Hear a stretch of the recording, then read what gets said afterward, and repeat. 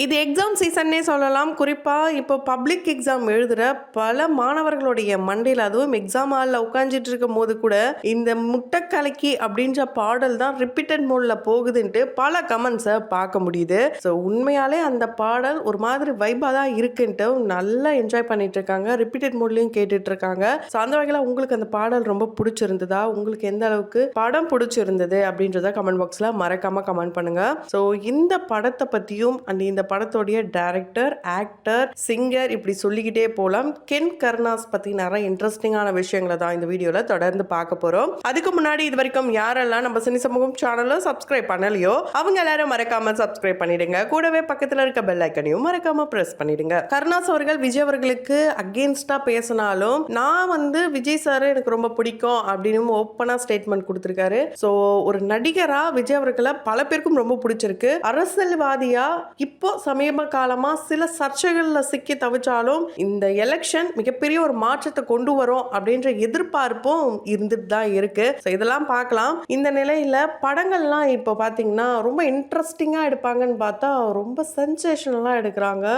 பார்க்கும் போதே கொஞ்சம் பயங்கரமான சில சீன்ஸ் எல்லாம் இருக்கு. உண்மையாலே ரியலா நடக்கிற விஷயங்களை படத்துல எடுக்கிறாங்க. முன்னாடி காலத்துலலாம் படத்துல நடக்கிறது ரியலா பார்த்துட்டு இருந்தோம். ஆனா இப்போ ரியலா நடக்கிற விஷயத்தை எடுத்து படத்துல நமக்கு காட்டும் போது இப்படிலாம் நடந்ததா அப்படின்னு தான் தோணுது. இந்த நிலையில ஒரு சூப்பரா ஃபன்னா எமோஷனலா இப்படி எல்லாம் மிக்ஸ் பண்ண ஒரு மூவி தான் யூத் மூவி. இந்த மூவிக்கு எல்லாமே பாசிட்டிவ் ரிவ்யூ தான். நிறைய பேர் நாங்க பையனை கூட்டிட்டு வரணும், எங்களுடைய குழந்தைங்களோடு நாங்க பார்க்கணும், பசங்களுக்கு தெரியணும், பேரண்ட்ஸ் எந்த அளவுக்கு அவங்க மேல நம்பிக்கை வச்சிருக்காங்கன்னு புரியணும், அவங்க படிப்பு எந்த அளவுக்கு முக்கியம்னு அவங்க உணரணும், இந்த படத்தை அவங்க பார்த்து என்ஜாய் பண்ணணும்ட்டு பேரண்ட்ஸே சொல்றாங்க. ஸோ பேரண்ட்ஸோடைய மனசுல இடம் பிடிச்ச யூத் மூவின்னு தான் சொல்ல முடியும். இந்த பட்டாளம் அப்படின்ற ஒரு படம் வந்தது அப்போ இருந்த காலகட்டத்தில். ஸோ அந்த படம் இப்போ வரைக்கும் நிறைய பேருடைய ஃபேவரட்டான லிஸ்ட்ல இருக்கும். ஸோ நாமளா ஸ்கூல்ல படிக்கும் போது அந்த படம் ஹிட். ஸோ இப்போ இருக்கிற காலகட்டத்தில் இருக்க பசங்களுக்கு யூத் மூவி இந்த படம் மூலயமா இந்த யங்ஸ்டர்ஸோடைய ஃபீலிங்ஸை பற்றி அந்த பேரண்ட்ஸோடைய ஃபீலிங்ஸ் பற்றிலாம் நல்லா சூப்பராக சொல்லியிருக்காங்க. உண்மையால படம் வெற்றி நடை போட்டுட்டு இருக்கு. ஃபர்ஸ்ட் ஆஃப் ஆல் அந்த டீம் எல்லாருக்குமே கங்க்ராச்சுலேஷன் நம்மளுடைய சினி சமூகத்தின் வாயிலாக சொல்லிடலாம். ஸோ படம் நல்லா இருந்தது. இந்த படத்தோடைய டைரக்டரான கென்னை பற்றி சொல்லணும்னா அவர் கருணாஸ் அவர்களுடைய மகன்.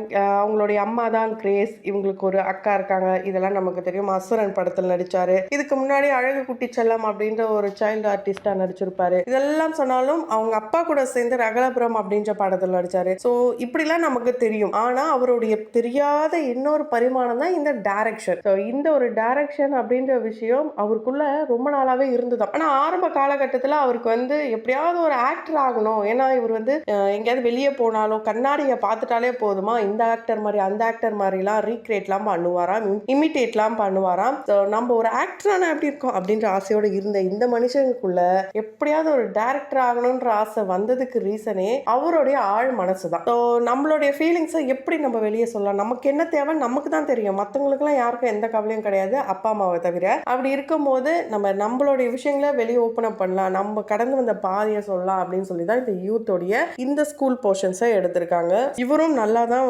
எழுதியிருக்காரு, நல்லா டைரக்ட் பண்ணியிருக்காரு. ஒரு படம் வெளிவரணும் அப்படின்னா அது ரொம்ப பெரிய ரிஸ்க் தான். ரிஸ்க் எடுங்க அப்படின்றத நல்லாவே சொல்லியிருக்காருன்னு சொல்லி. 25 வயசு ஆக போகுது இவருக்கு. ஒரு நடிகருடைய மகனா அப்பாவுக்கு நல்ல பேர் சேர்க்கணுன்ற ஒரு பயம் பதற்றம் பல பேருக்கும் இருக்கும். ஆனா இவரு அப்பாவையே மிஞ்சுற வகையில தான் இப்ப இவருடைய செயல்லாம் இருக்கு. இவருக்கு அவ்வளோ பாராட்டுகளும் வந்துட்டு இருக்கு. இவரு ஒரு நடிகரா மட்டும் இல்லாம டைரக்டரா மட்டும் இல்லாம லிரிசிஸ்ட், சிங்கர் இப்படி சொல்லிக்கிட்டே போகலாம். ப்ரொடக்ஷன் மட்டும் இவர் எப்படியாவது நம்ம யாரையாவது பிடிக்கணும், நம்ம பசங்களுக்கு எல்லாமே கரெக்டாக போகணும் அப்படின்னு நினச்சி இவர் பண்ணியிருக்காரு. ஷூட்டிங்கே எப்படி எடுத்திருக்காங்கன்னா இவர் கூட ஒர்க் பண்ண இந்த டீம் மேட்ஸ் எல்லாருமே ஒர்க் பண்ணுறவங்களாம். ஸோ சாட்டர்டே சண்டே லீவ் டைமில் இந்த ஒரு படத்தை எடுத்திருக்காங்க. இந்த படத்துக்காக ரொம்ப பெரிய பட்ஜெட் போடணும் யாரா இருக்கும்ட்டு நிறைய ப்ரொடக்ஷன் அவங்க அப்பா கிட்ட ஃபர்ஸ்ட் கருணாஸ் அவர்கள் கிட்ட சொல்லும் போது, நீங்கள் எனக்கு ஹெல்ப்லாம் பண்ணாதீங்க, நானே ப்ரொடியூசரை தேடிக்கிறேன் அப்படின்னு சொல்லும் போது, நான் ஏன்ப்பா ஹெல்ப் பண்ண போகிறேன், ஏன்னா எவனுமே எனக்கு ஹெல்ப் பண்ண மாட்டான், யாருக்குமே என்ன பிடிக்காது அப்படின்னு அவங்க அப்பா செமையான ரிப்ளை கொடுத்தாராம். ஸோ இவரே தான் கஷ்டப்பட்டு ஒரு ப்ரொடியூசரை பிடிச்சிருக்காரு.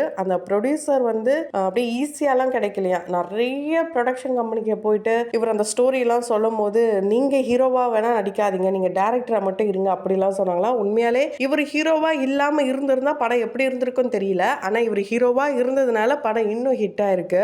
ஏன்னு பார்த்தீங்கன்னா அவர் 8th படிக்கிற வரைக்கும் 100க்கு 95 வாங்குவாராம். அதுக்கப்புறம் 9th இருந்து ரொம்பவே டல்லாக ஆரம்பிச்சிட்டாராம். Full and full cinema, dance, cultural இந்த மைண்ட் செட்டோட இருந்திருக்காரு. இவர் 10th 11th 12th இந்த 3 வருஷமே ரொம்பவே ஸ்ட்ரகிள் பண்ணாராம் படிக்கிறதுக்கு. இவரை விட இவங்க அம்மா 75% எப்படியோ முட்டி மோதி எடுத்துட்டாராம். பாஸ் ஆயிடுவானா ஃபெயில் ஆயிடுவானா அப்படின்ற பயத்துல இருந்தவங்களுக்கு மிகப்பெரிய ஒரு சர்ப்ரைஸா தான் இருந்திருக்கு.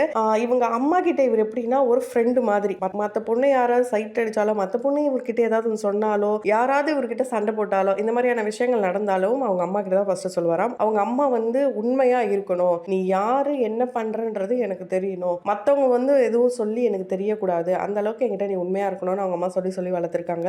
அது மட்டும் இல்லாம அவங்க அப்பா கிட்ட இவர் எதையுமே ஷேர் பண்ண மாட்டாராம். ஆனா இவங்க அப்பா இவர்கிட்ட ஒரு கிளாஸ் எடுத்துட்டாருன்னா போதுமா உட்காந்துட்டு ஓகே நம்ம கிட்ட பேச போறாரு அப்படின்னு சொல்லி நிறைய அட்வைஸ் நிறைய சொல்லி பேசியிருக்காராம். கிட்டத்தட்ட 10 முறை இத்தனை வருட காலகட்டத்தில் அவங்க அப்பா பேசியிருக்காராம் கென் கிட்ட. அப்பா பெருமைப்படுத்துற மகன் அப்படின்னு தான் இங்க நிறைய பேரும் சொல்றாங்க. அது அவங்க அப்பாவே புரிஞ்சுக்கிட்டு என்ன சொல்லியிருக்காருன்னா, என்னுடைய நம்பிக்கையுடைய நாயகனே என்னுடைய மகனா மாறிட்டான். எனக்கு சினிமாவை தவிர வேற எதுவுமே தெரியாது. நான் 12 வயசுல இருந்தே சினிமாவில் இருக்கேன். ஆனா என்னுடைய மகன் இந்த அளவுக்கு வந்திருக்கான போது அவனுடைய திறமை, முயற்சி எல்லாத்தையுமே நான் ரொம்ப பாராட்டுறேன் அப்படின்லாம் அவர் ரொம்ப பெருமையா பேசியிருக்காரு. உண்மையால அது ரொம்ப நல்ல விஷயம். இவங்களுடைய அக்கா டயானா இவருக்கு ரொம்ப ரொம்ப க்ளோஸா. ஒரு 7 இயர்ஸ் 2 பேருக்கும் டிஃபரன்ஸ் இருந்தாலுமே இவங்க அக்காவை மதிக்கவே மாட்டாராம் திருமணம் ஆகிற அந்த ஒரு நேரம் வரைக்கும். ஆனா அந்த திருமணம் அந்த ஏற்பாடுலாம் நடக்கிறத பார்த்து என்ன நம்ம அக்கா நம்ம விட்டு போயிடுவாளோ, திரும்ப நம்ம சண்டை போட முடியாதோ, இந்த ஒரு மைண்ட் செட்டே இவருக்கு வந்துதான். அதனால அப்பல இருந்து இப்போ வரைக்கும் இவர் சினிமாக்கு வர்றதுக்கு ஒரு முக்கிய புள்ளியாவே அவங்க அக்கா இருந்திருக்காங்க. ஏன்னா அவங்க வீட்டுல எடுத்து சொன்னது அவங்க அக்கா தானா. அவங்க அக்கா மேரேஜுக்குலாம் ரொம்பவே எமோஷனல் ஆயிட்டாராம். இவருடைய ஷூட்டிங் ஸ்பாட்டுக்கு இவங்க அம்மா